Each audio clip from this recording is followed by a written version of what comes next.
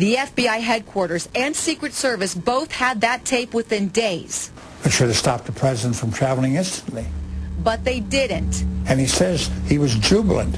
Bragging to Somerset, "You thought I was kidding when I said he would be killed from a window with a high-powered rifle." Despite all of that, Miltier was never even mentioned in the Warren Commission report. Now, that's just one part of this. And I was with Jesse Ventura, who's doing a JFK episode, and his conspiracy theory. I was with him last week in Atlanta, Georgia, and then in Louisiana. I don't know if they have time, but I told them about Mr. Adams, and they'd already been investigating Miltier and had those tapes. But this is an agent who knew about it, tried to stop it, and was blocked. And I think if they've got time, they might go try to talk to him. Just amazing information. It's adamsjfk.com's the website. Sir, I'm going to give you the floor as we go to break in about 5-6 minutes. But recap the basics of the case, and then let's get into more detail of why this is so important and why you're going public. Good to have you here, Don. Thanks, Alex. I appreciate that very much. You bet. You've got the floor. Recap the basic skeleton of this. Okay. And then we'll go into why this is so important. I mean, we have a bona fide cover-up, clearly showing government involvement. Go ahead. Okay. My investigation started on November 13th, 1963, 2 weeks before the president was assassinated. I received a call from the agent in charge in the Atlanta FBI office, and he told me that he had an urgent matter that I needed to investigate and that it has to be highly confidential.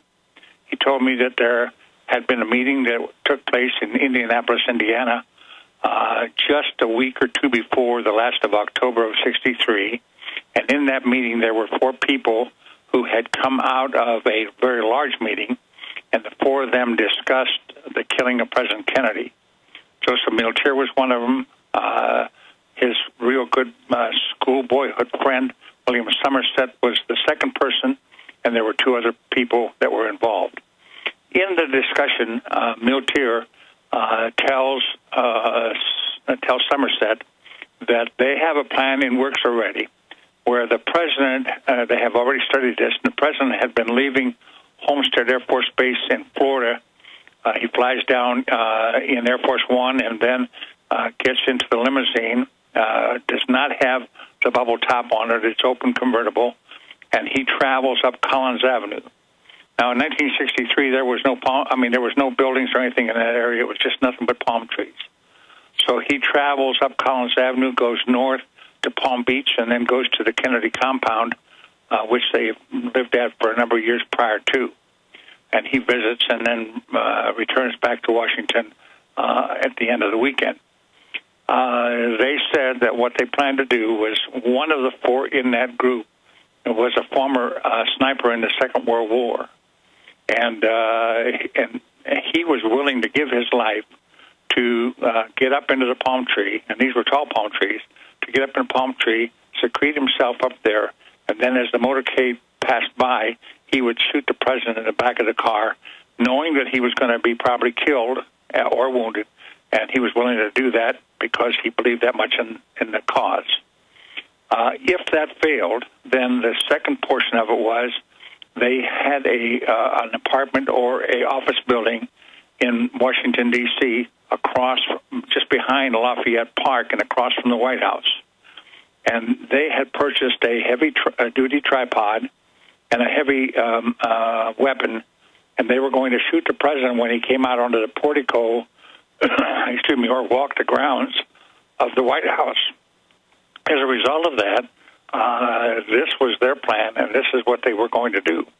The agent in charge told me that he wanted me to do a full background investigation on Miltier as quickly as I possibly could. Miltier lived in Quitman, Georgia. He was very, very close to a girl by the name of C.C. Cofield, who lived in Valdosta, Georgia, who was a prostitute. And Miltier spent more time with her than he did in his Valdosta home. His Quitman home. He was more in Valdosta with her. So anyway, as a result of it, in talking to the boss, he told me to hold it very confidential. And I told him, I said, well, I'm going to need help on this. I said, I don't know that town too well, and I would like to talk with the chief of police, Bill Elliott, who I worked a couple cases with, and I have trusted him. And he said, no, you're not going to talk to anybody. All right, stay there. Don Adams, retired FBI agent. The circle is now complete. With this information, it confirms everything that E. Howard Hunt has said. It confirms all the other bona fide 40-plus years of documented facts that we have. We'll be right back with Don Adams. Stay with us. Gold. If you listen to the radio, watch TV, or surf the net, you are hearing about gold. Eventually you will ask yourself, is gold right for me? The answer might surprise you. We protect ourselves and our families from many things. Do you have medical insurance? Is your home insured? Do you carry life insurance? How about financial insurance? If you own gold, then the answer is yes. If you don't own gold, the question is, why don't you have financial insurance? We put our faith in things we trust. Do you trust the dollar? Do you trust the economy? Do you trust the government? Gold has always been something you can trust. For thousands of years, people have put their faith in gold. Where will you put your faith? Now is the time to protect yourself and your family. Call Midas Resources today at 1-800-686-2237, extension 242. 1-800-686-2237, extension 242, and ask for Jim Parker. Let me help you get started today. 1-800-686-2237, extension 242. Let me tell you a little bit about one of our great sponsors, HomeGain.com. This is the place to get you started buying or selling a home, finding a realtor, and getting any real estate questions answered. Go to HomeGain.com and see what I'm talking about. All you need to do is type in your home address, and you will get an instant free estimate of your home's value online. This is a great way to be able to monitor the value of your home. And again, it's absolutely free. There are tons of tools to help you. For instance, if you want to remodel your home, go to HomeGain.com. Use their Home Sale Maximizer to help you determine which home improvements can most increase your home's value before you put it on the market. For 10 years, these folks have been helping home sellers and buyers. Visit their link at Infowars.com. Look for Max, the orange Home Gain Gorilla, to help you with any real estate needs you might have. You'll love this site. It's HomeGain.com. HomeGain.com. Check them out today. With no end in sight for the global financial crisis, it's become very evident there is a global food shortage upon us. What if your local grocery store was suddenly closed? What if? The time to prepare yourself and your family for what if is now. This is your last chance to stock up and save with the last Mountain House sale of the year. Today is the last day. Ready Made Resources offers GCN listeners 25% off all Mountain House case lots, plus free shipping. Go to ReadyMadeResources.com before it's too late. See the variety of quality Mountain House foods in a wide selection for every taste. Mountain House foods have a 25-year shelf life and are easy to prepare. Just add water for great tasting snacks or meals. Remember, this 25% off case lots is over today. Call 800-627-3809 and mention GCN to get 25% off per case of Mountain House foods with free shipping. That's 1-800-627-3809 or go to ReadyMadeResources.com. Sale ends today.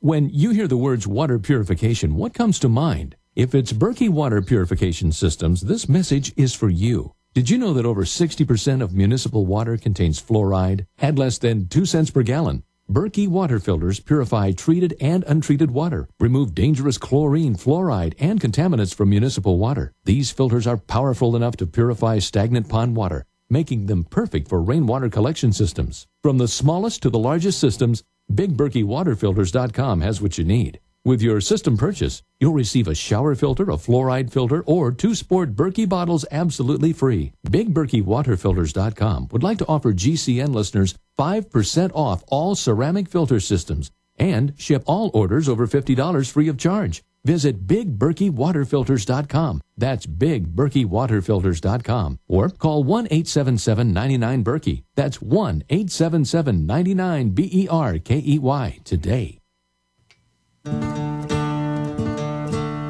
Okay, we're going right back to retired FBI agent Don Adams. And I know you're like, hey, 80+ or even higher percentage of Americans know that the government was involved killing Kennedy. So why are we talking about it? Because if they can get away with that lie, they can get away with anything. And it's just like Bruce Willis told Vanity Fair after he saw some of my documentaries He said, look, the people that killed Kennedy are still running this country. It's like Ron Paul has said. We've had a coup in this nation. I've got mainstream news articles about British troops running heroin. Of course they run the heroin. I've got Fox News admitting our troops grow the opium in Afghanistan. This is a lawless criminal government at the top, and it's compartmentalized where most people don't know. Now, Don Adams, you had left off with, you were trying to get the aid of a police chief, but you were told no by the FBI. This guy's telling people at meetings with FBI informants there, recording him, that we're going to kill him with a high-powered rifle. Please continue. Okay. I finally got approval from him. I persisted, and I got approval and told him that we can accomplish a lot in a short period of time. Bill Elliott and I went out and we did an enormous amount of work in 4 or 5 days. We went to the Credit Bureau, Police Department, Sheriff's offices, to the schools, to different organizations, employment bureaus. I mean, you name it, we went to it. Anything that he would have a possible connection with, to get as much data as we possibly could. Chief Elliott tells me that on Saturday mornings, Miltier goes out and stands on the corner, and the streets at that time were just dirt streets in Equipment. He stands on the corner in Equipment, Georgia, every Saturday, and he passes out hate literature that he mimeographs and copies, and there are not direct threats, but implied threats as to his feelings towards the president, the attorney general, and so on. So on a Saturday, I went and I wore old clothes and that, and I went up to him and obtained from him a large amount of material, and he was just very anxious to give it to me and try to get as much out to me as he could. I took that material plus all the other information that I had obtained from him, and I took it back to my house and then to the office, and I worked late through the night, and I compiled a complete report on this. I subsequently then took the report to Atlanta and gave it to the special agent in charge, because this request for us to do this investigation came from the Secret Service to us, because they didn't have an agent in Thomasville. So as a result of it, I gave it to the SAC. He then in turn gave it to the special agent in charge of the Secret Service, and I was finished with it. And that was a couple of days before the 22nd. And on the 22nd at 12:30, my partner and I were in a car, and we pulled up alongside a bus, and the bus driver said, "Did you hear what happened in Dallas?" And my partner, who was on the right side, said, "No, he had not." And he said, "They just shot the president in Dallas." And my heart dropped right down through the floorboard. I mean, I was devastated, because here I had just finished this workup, and the first thoughts that went to my mind was, did I mess up? Did I do something wrong? You know, what happened here? So anyway, we got a call to go to the Highway Patrol Barracks. They had a message for us to go to the Department of Agriculture because they had teletype capabilities and the FBI did not. We went there, went through the formalities, and introduced ourselves and so on, and then we ended up going to the Department of Agriculture. When I walked in the Department of Agriculture and we went to the teletype room, I looked at the teletype, and the teletype said, "Mr. Adams, the President of the United States is dead." And you can't imagine how this hit me. And then it said, "Call your agent in charge in Atlanta immediately." So I called the agent in charge in Atlanta immediately, and I can't tell you the emotions that went through my system in that when this happened, and the thoughts that went through my mind in that. But I called the agent in charge in Atlanta and talked with him, and he told me to locate Miltier immediately and hold him for the Secret Service. So then I went out. I left immediately and told my partner, Royal McGraw, I said, he's now deceased. I said, I'm leaving and I'm going to hunt for Miltier and see if I can get him for the Secret Service.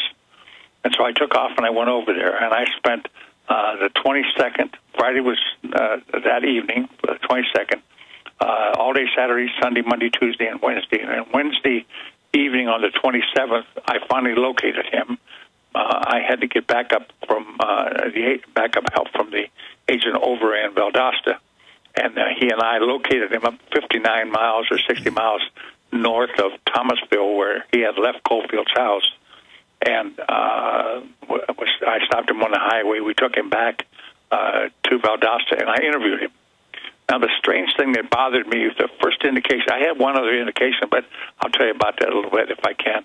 But the first indication I had that there was something wrong with this was that my boss said to me, there are only 5 questions that I want you to ask him, and nothing more.